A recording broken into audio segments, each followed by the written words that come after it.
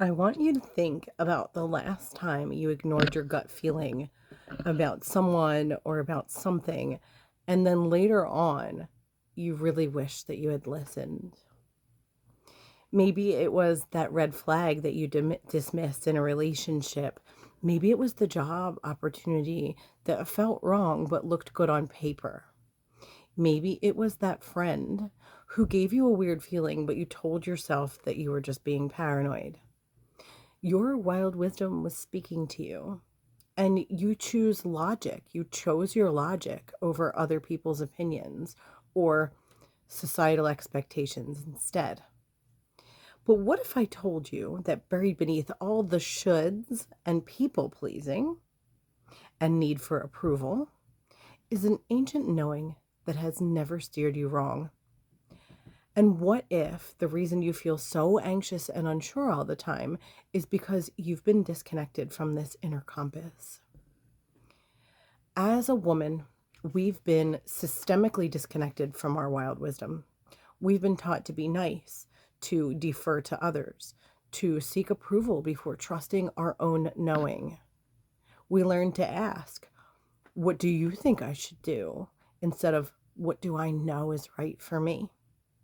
We've learned to dismiss our intuitive hits as just emotions or overthinking. We've learned that other people's comfort was far more important than our inner truth. And it's a little bit insidious. And if you have anxious attachment, if you are anxious around relationships, this got amplified. You learned that your survival depended on reading other people's needs, upon anticipating their wants, which caused shape shifting. It caused you to shape shift to keep them happy, right? We get so used to it that our antenna became so focused outward that you lost interconnection with your inner compass. And this was me too. But here's the thing that the system, doesn't want you to remember. You came into this world with infinite wisdom. As a little girl, you knew things without being taught them. You could feel energy, sense your truth, and trust your instincts completely. That wild wisdom is still there. It's just been buried under layers of conditioning, trauma, and the need to be accepted. Wild wisdom is not something that's logical. It doesn't run on the logical mind. It doesn't even use the same side of the brain. It doesn't make sense on paper. It can't be explained or justified to other people. It just is. It's the knowing that hits you in your body before your mind catches up. It's the instant recognition of truth that bypasses all analysis. It's that voice that whispers, run or stay or this one, before you have any rational reason why. Excuse me. Wild wisdom speaks to us in many different ways. But to give you an idea, through things like gut feelings that won't go away, body sensations that signal yes or no, dreams or synchronicities that guide you, sudden clarity about what needs to happen, instant knowing about people's true nature, and the pull towards what's authentically yours. This wisdom doesn't come from your thinking mind. It comes from your connection to the all, to the same intelligence that grows the trees, migrates the birds, and beats your heart. And here's what's beautiful. When you follow your wild wisdom, life flows, doors open, and the right people appear. You find yourself in the right place at the right time over and over again. But when you ignore your wild wisdom, when you choose what looks good over what feels right, you pay a price. You end up in relationships that drain you because you ignored the red flags your body was showing you. You take jobs that slowly kill your soul because they looked good on paper. You say yes to things that feel like a no because you don't want to disappoint anyone. And then you wonder why you feel so lost and so anxious and so disconnected from yourself. For women with anxious attachment, there's an extra layer. You've been so focused on what other people need from you that you've forgotten what you need. Some of you don't even know what you want anymore, or what it even feels like to ask yourself what you want. You've been so busy managing everyone else's emotions and everyone else's stuff, if you're a mom, that you don't even know what your own emotions are telling you. You don't slow down often enough to feel them or give yourself permission to even sit and think about it. You know, you ask everyone else what you should do because you don't trust what you know.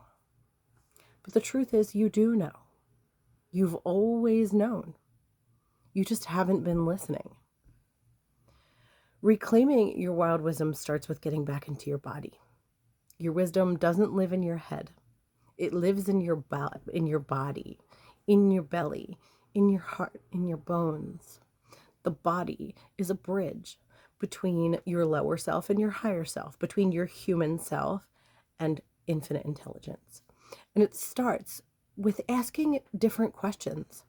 Instead of what should I do, ask what do I know? Instead of what will they think, ask what feels true for me? Instead of what's logical, what is my body telling me? So start small. What does your body feel like when you're around different people? Which conversations leave you energized versus drained? What activities make you lose track of time?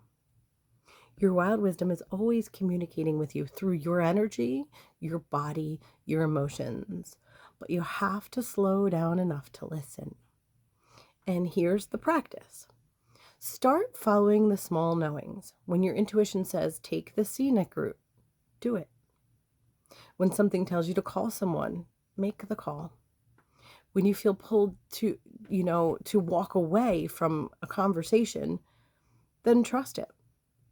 The more you honor the small, little intuitive hits, the clearer the big guidance becomes. When you live like this, leaning into, living from your wild wisdom, you become magnetic in a completely different way. Because you're not trying to figure out what others want from you.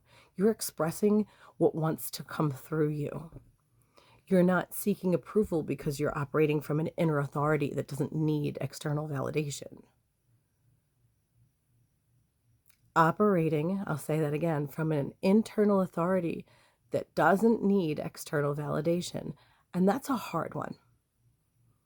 You're not anxious because, you're afraid to make the right choice any longer. Because that you're trusting your inner guidance completely, right?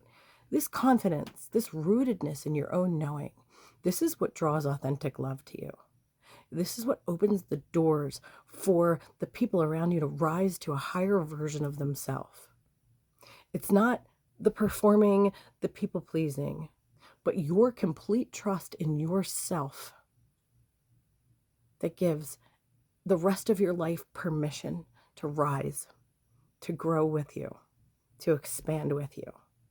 People can feel when you know who you are and when you know what you're about. They can sense when you're living from your truth instead of trying to be what you think that they want. And that is incredibly attractive. It's the most attractive thing in the universe. That's authenticity. So your wild wisdom has been with you all along. Every red flag you ignored, every time you chose logic over intuition, every moment you sought someone else's opinion instead of trusting your own. Your inner knowing was there, waiting patiently for you to come home to it and lean into it and trust it. In your worksheet for this week, we'll reconnect you with this ancient knowing. You'll learn to distinguish between fear and wisdom, between conditioning and truth, between your authentic voice and the voices of everyone in your life that taught you not to trust yourself. And in our audio practice, we'll take you on a journey to meet your wild wisdom directly, to feel her, to hear her, and to remember how to follow her guidance. So this is your invitation to stop seeking answers outside of yourself and to start trusting the oracle within. She's been waiting for you to remember who you are. Welcome home to your wild wisdom.